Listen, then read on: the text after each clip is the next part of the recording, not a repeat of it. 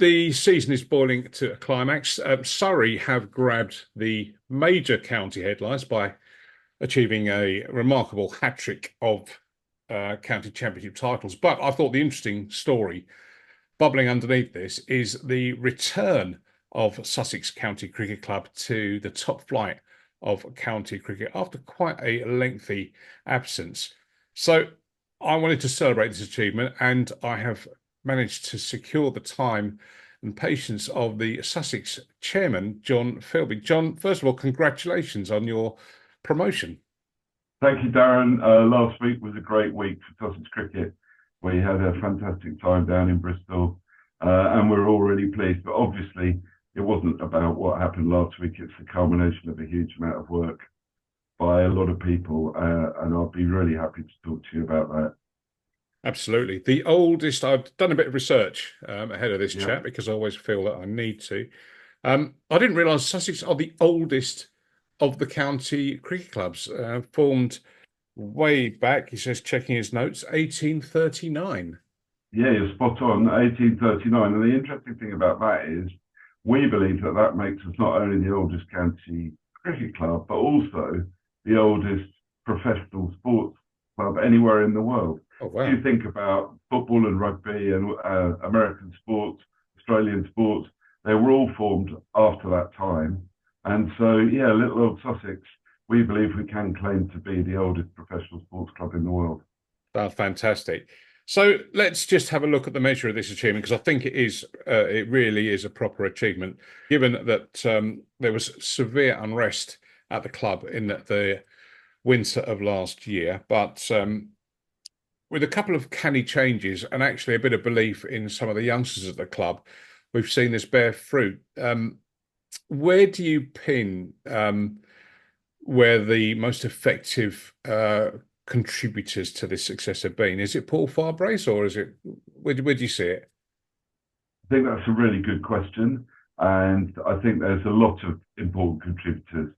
We have had a period, I think the seasons 2021-22, the seasons 2020, 21 and 22, we won 3 county championship games in the whole of those 3 years. We were playing an exceptionally young side at that time. We had virtually no capped players, but we backed the talent of those young players. And that has started to come to fruition. But it wouldn't have come to fruition without the inspiration and input of Paul Farbrace. And in particular, his skillful recruitment. He joined us at the start of last season, and he said it was all about creating a winning mentality. He set out 3 platforms for us to work towards, one being creating a spine of homegrown players, and we certainly have that. One being about winning matches, and the third being about providing cricketers for England. And that has been the basis of our philosophy. We have worked incredibly hard with our young players, but Paul has recruited brilliantly.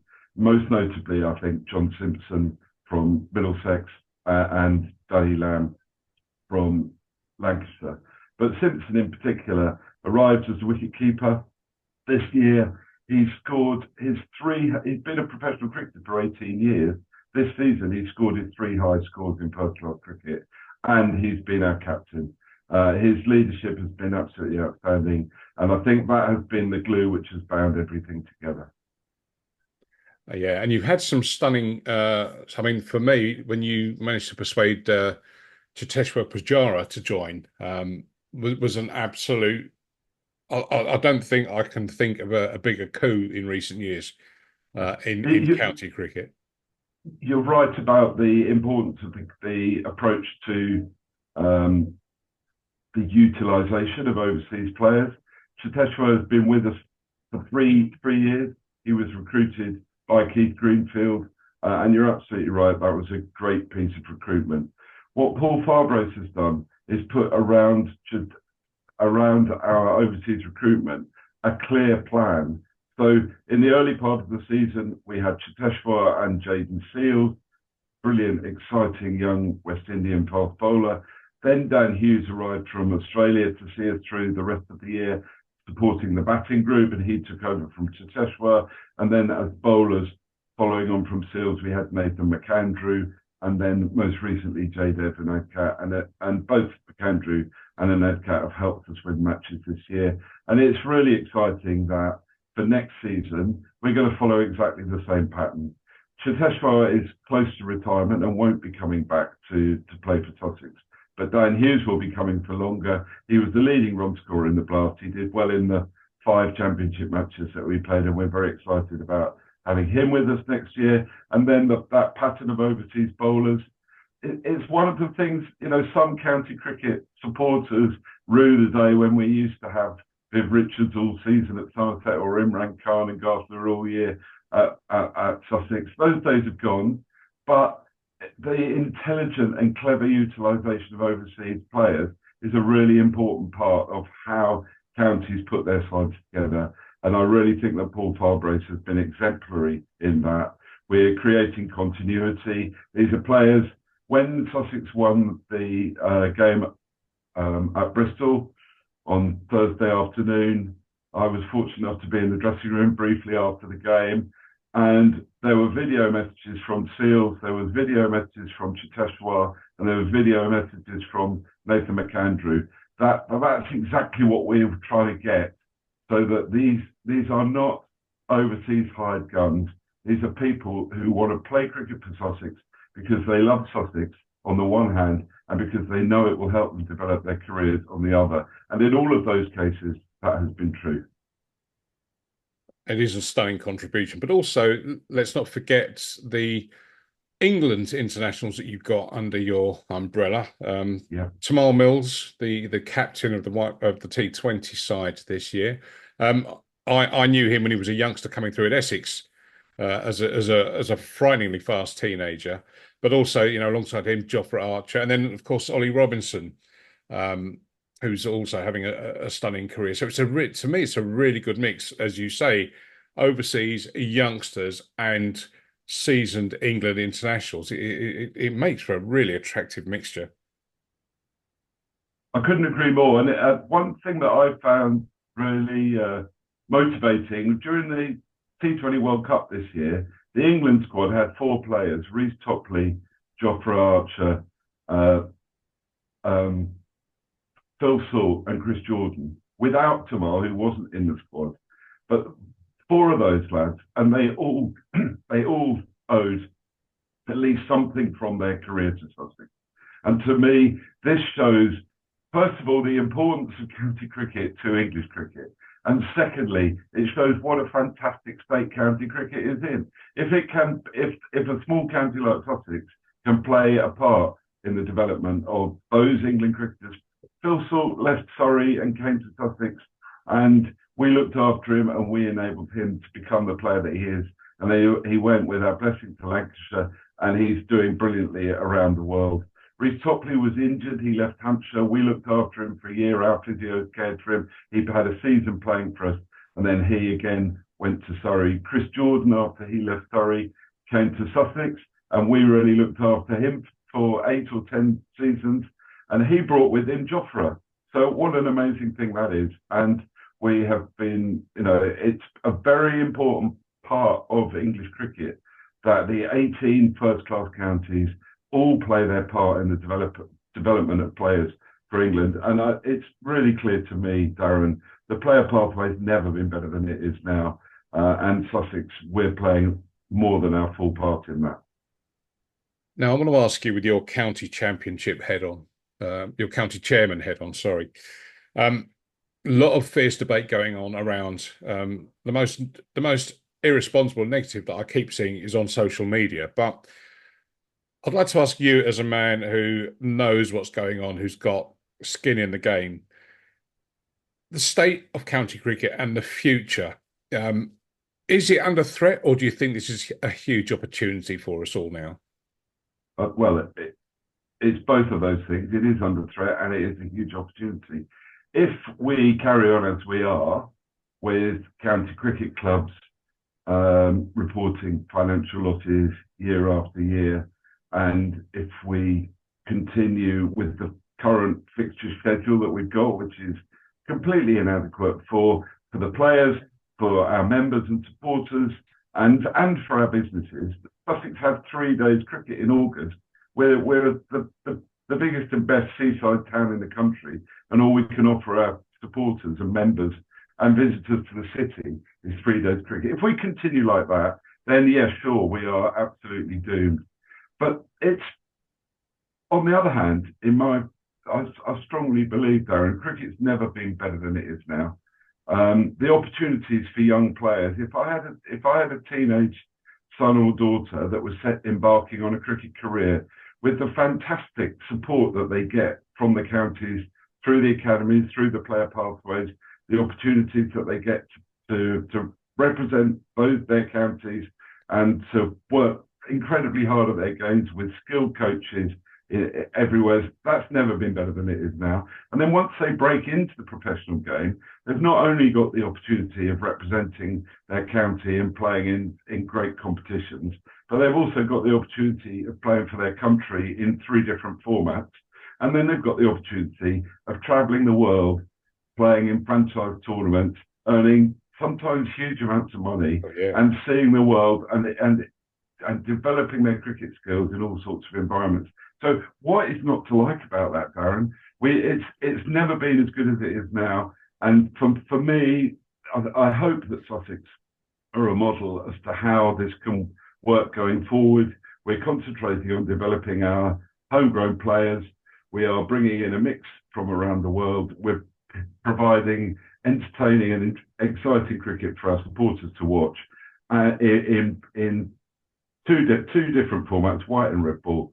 And we think we can provide something for everything. We need help from the ECB with the development of a schedule that works better for everybody. But aside from that, it really, honestly, couldn't be better than it is now. And of course, you've got that lovely ground at Hove, which I remember going Darren, there. that's such an important point. That is such an important point. It's not only our lovely ground. There are 18 centres of excellence around the country that are all developing. That first of all, we're developing outstanding facilities for players to play on, whether that be the pitches themselves or the grounds or the practice facilities or the outgrounds that we have. The facilities for young cricketers in this country are absolutely outstanding, and that's the reason why we need 18 counties. There's room for all of us, without any doubt. Have you got any view on the debate about getting cricket on free-to-air TV at all, or do you think that the YouTube stream is providing that opportunity? I'm really pleased that there's a little bit of cricket turning up on BBC One every now and again and BBC Two, and that I can either see a 100 game or an England T20 international. I think that really does help. It's obvious that behind the paywall did restrict people's interest and availability. But I think, building on your second part of that question, YouTube and other forms of screening are the way forward. You know, people much younger than me, my grandchildren, and people a bit older than them, they don't watch television. They don't know what's on BBC One or BBC Two. It really doesn't matter, and therefore we have got to all work together to have a great offering. And personally, if Sussex games finish early, I find myself watching live streaming games around the country, and I absolutely love it. So I think there's plenty of potential for that, and I think we've got to collaborate and work together. I'm not sure that we should keep providing it free. We know that I think we should ensure that there's some income deriving from it. Maybe that income's provided from advertising, but I think just making the game more accessible is the key to that. And live streaming and YouTubing plays a huge part in that, Darren. Yeah, I think you're right. I think times are changing. I think people of a certain age need to understand that it's all moved on a little bit from Peter West and Tom Graveney sat on top of a pavilion somewhere, and the way that cricket's absolutely, that's so right. I mean, it obviously it was my childhood was blissfully happy because I could watch Peter West interviewing Ian Botham at the end of the '77 Ashes or whatever it was when he was making his debut, and I just thought that was absolutely brilliant. But Darren, that's 50 years ago, Yeah, that's right. and you know, times have moved on, and we cricket needs to move with the times, and I really think it is moving with the times. All of the you know, the white ball cricket, the franchise cricket, the live streaming, the growth of the game, particularly the growth of the women's game. You know, 50 years ago, women hardly played cricket at all. There'll come a time where there's as much women's cricket as there is men's cricket, or whether it be on television or anywhere else. And these are all fantastic, positive changes, not to be denied because a few of us enjoyed the mumblings of Peter West and Don Mosey. What wonderful memories. But yeah, you're right. So yeah, they are wonderful memories, and that's great, isn't it? That's the foundation of our love for cricket and our passion for cricket. Yeah, absolutely right. Absolutely right. So let's come up to the present and look a little bit to the future. So you are promoted. One game to go against Middlesex. You've got a 20-point lead. Yeah. A win against Middlesex sees you. In fact, I don't think you even need to win, do you, to go up as champions? No, we need 4 points, or rather, we need Yorkshire to drop a couple and to get a couple, and then we'll be home. I mean, it looks extremely likely at the moment, but who knows? We're not counting our chickens just yet. But it is much more likely than not that we will go up as champions. Well, fingers crossed, and I wish you all the best. It will be great to see Sussex, one of the founding names in county cricket, back at the top, and very interesting to learn that they are probably the oldest professional sports club in the world. A reminder, they were founded back in 1839. But brilliant success, and what a turnaround. And it seems to me that how this has been achieved shows the importance of building a firm, solid structure and having a plan. Yeah. And then if you implement that plan on that structure, it pays dividends. So, yeah, Jon, sincere congratulations for what you and the club, and I know it's a group effort. It's not. I think, as we sort of established earlier on, no one or small group of individuals can take credit for what's happened. It is a collective that's done this, and we look forward to seeing more progress next year. And who knows, another county championship. We're certainly serious about the prospects of Sussex winning the county championship in the future. We know that next year is going to be really a tough year in terms of shifting up a gear and moving up a level. We think that our young players and our core of experienced players and our approach to overseas players will put us in a good position in that division. And we are aiming to build on that so that sometime within the next 3 to 5 years, we're competing at the top with the likes of Surrey and Somerset. Well, I think it's proven the county champion over the last few years. I mean, okay, yes, Surrey have run away with it again. But if you look at the people that are snapping at their heels, it's not necessarily the bigger or the supposed bigger clubs. It's the Somersets, it's the Essex, the Essexes of this world. And maybe next year, Sussex will be part of that chasing pack. That's the inspiration that we're taking from Somerset and Essex. Absolutely. It's far from being all about being the wealthiest clubs that are at the top. You've only got to look at the teams that are struggling at the foot of the table to see that that's not the case. So, yeah, we're very confident that if we continue with our work on developing a spine of homegrown players, developing players to play for England, and providing outstanding facilities for our players, that we can indeed challenge at the top of the table and create exciting cricket for our members and supporters to enjoy. Well, I look forward to a trip down to Hove in 2025 and enjoying a pint of Harvey's in your company at some point. You'll be very welcome anytime, Darren. Just let me know when you want to come. I will. That's Jon Filby, chairman of Sussex County Cricket Club, newly promoted, and are back at the top table for 2025. Thank you so much, Jon, for your time. It's been an absolute pleasure talking to you. Cheers.